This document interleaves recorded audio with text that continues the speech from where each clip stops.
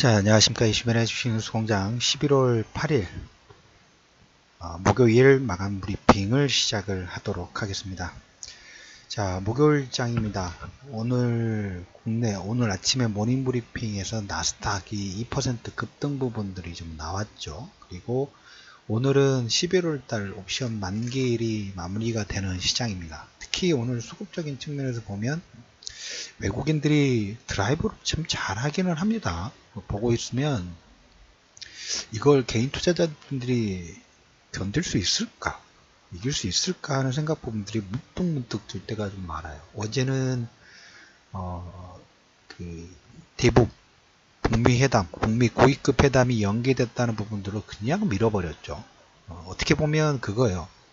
또 종목군이라도 대형주도 마찬가지고 중형주도 마찬가지고 개인 투자자분들이 아니라 대부분 투자자를 아리송하게 퀘스천, 장 끝나고 저녁 때까지 계속 아리송하는 생각 부분 들거나 아니면 장 중에 그 봉의 모습을 보면 투자 심리가 급격하게 체인지 되게끔 만드는 봉들이 가끔 한 번씩 나옵니다. 장대 음봉, 소규모 음봉들이 나오죠.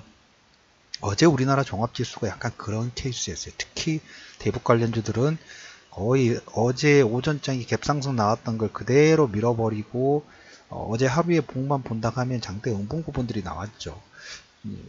봉의 모습에서도 나오고 그 다음에 장 중에도 이런 모습들이 나와요. 코스닥하고 선물 오전장이 마이너스권에서 시작됐습니다. 큰 금액은 아니지만 코스닥이 한 200억 정도 마이너스, 선물도 한 200계약 정도 매도 포지션 부분에서 천천히 끌어올려 버렸죠. 선물 거의 6,000개까지 가버리고 코스닥도 플러스권으로 반등 부분들을 하면서 하이닉스 같은 경우에도 보면 65,000원대부터 싸다, 저평가 영역이다.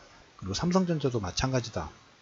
시총 상위 종목군이고 너무 낙폭 부분이 컸기 때문에 참 넌센스예요. 지금 이쪽 그 D램이라든지 이쪽 보면 D램 가격이 최근에 급락폭들이 하락폭이 조금 강합니다. 그럼에도 불구하고 종목군들이 반등이 나오는 거 보면 특히 하이닉스 같은 경우는 65,000원대부터 코멘트 드렸는데 벌써 74,000원, 75,000원까지 거의 뭡니까? 만원, 그러면 한 15% 이상의 상승 부분들이 진행돼 버렸죠.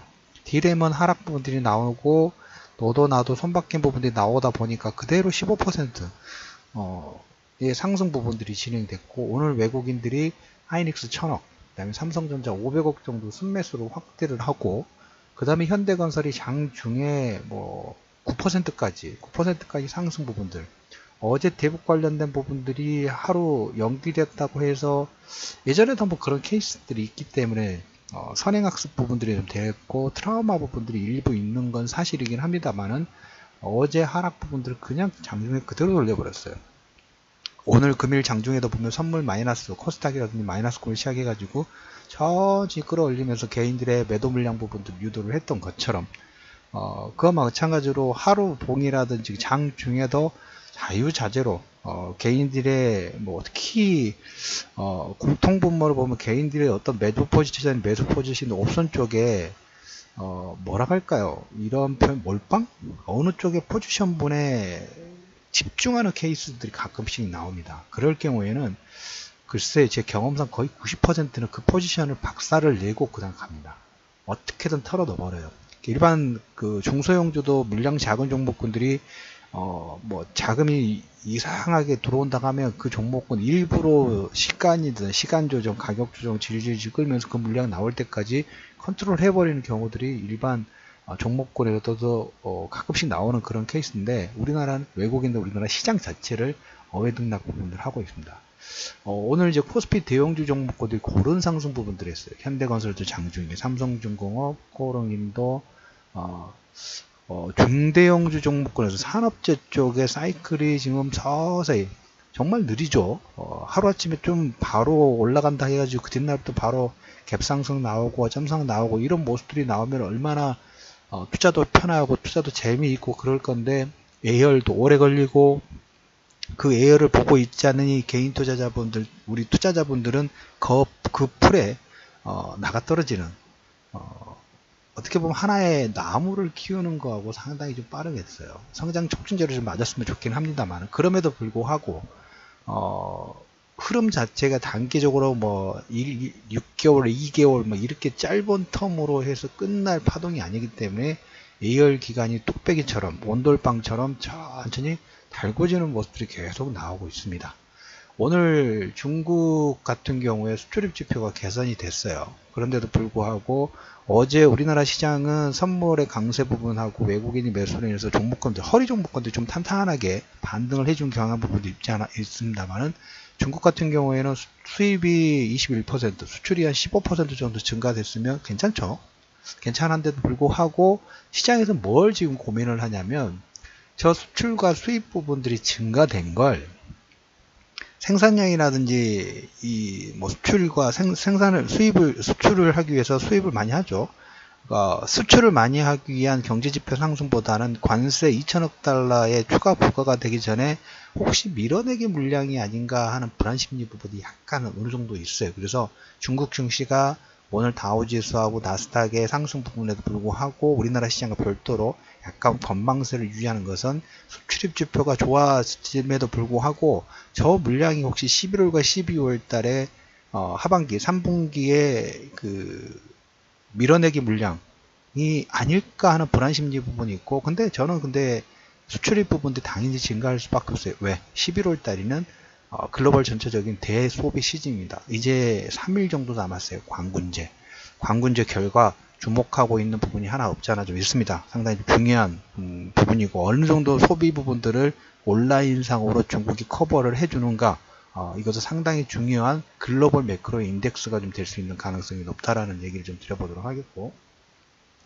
그럼에도 불구하고 이제 시장에서는 이제 중국과 미국의 무역 전쟁 관련된 부분들이 어느 쪽 방향을 드는지, 그리고 지금 FOMC 회의의 내용 부분들을 좀 보는 그런 케이스가 되지 않을까 좀 싶습니다. 근데 해외 부분들은 FOMC는 아침에도 잠깐 말씀드렸던 것처럼 뭐 코멘트는 하긴 합니다만은 이번 주보다는 다음 주 파월 연준 의장이 14일 정도가 아마 있을 거예요. 그때 코멘트를 좀 기대를 하지 않을까. 그래서 아무튼 내일 아침에 그 부분은 다시 한번 코멘트를 좀 드려보도록 하겠고, 오늘 여러분들이 좀 보실 부분은 현대건설 장중 9% 상당히 의미가 있어요. 지난번 삼성중공업 그 다음에 조선주들 장대 양봉 나왔을 때 의미 있다고 말씀을 드렸죠. 그 뒤로 종목군별로 한 20-30% 이상의 상승 부분들이 진행된 것처럼 현대건설과 그 다음에 삼성중공, 코오롱이 등 허리 관련된 종목군들이 탄탄하게 상승을 이끌고 있는 것은 워밍업 부분에서 상당히 큰 의미 부분들을 좀 가지고 있다라는 얘기를 좀 드려보도록 하겠고,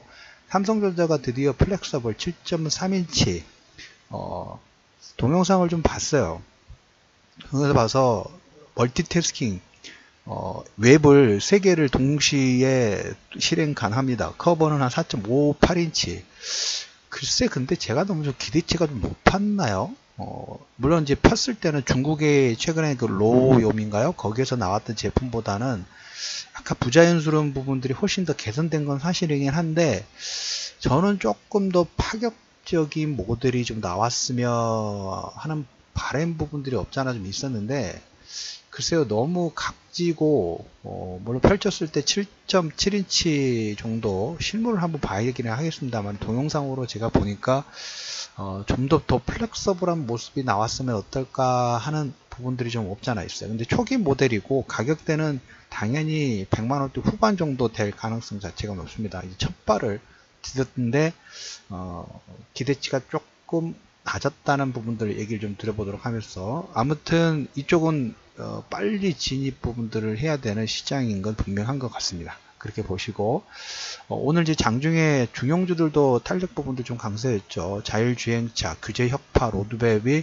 상용화를 지금 선제 대비 부분들 하고, 하반기에 수소전기차라든지 에너지 신산업, 드론 관련된 로드맵도 발표를 할 예정입니다. 왜 이걸 코멘트 드리냐면, 최근에 이제 낙폭 부분들에서 수급이 한 바퀴 돌았죠. 많은 분들이 털렸어요. 마음이 너무 아파서.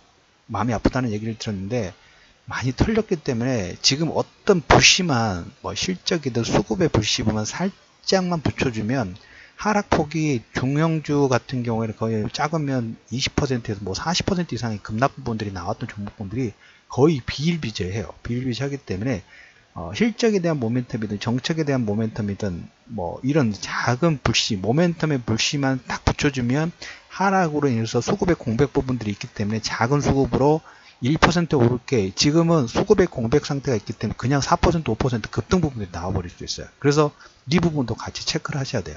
대형주 쪽은 허리 종목군들이 탄탄해지고 있고 중형주 종목군들은 워낙 급락이 컸기 때문에 작은 불씨 하나만으로도 계속 체크를 해 나가야 돼요. 그래서 자율주행차 오늘 관련 종목군들이 몇몇 종목군 한 5에서 10% 정도 반등 부분들이 진행된 것 같습니다.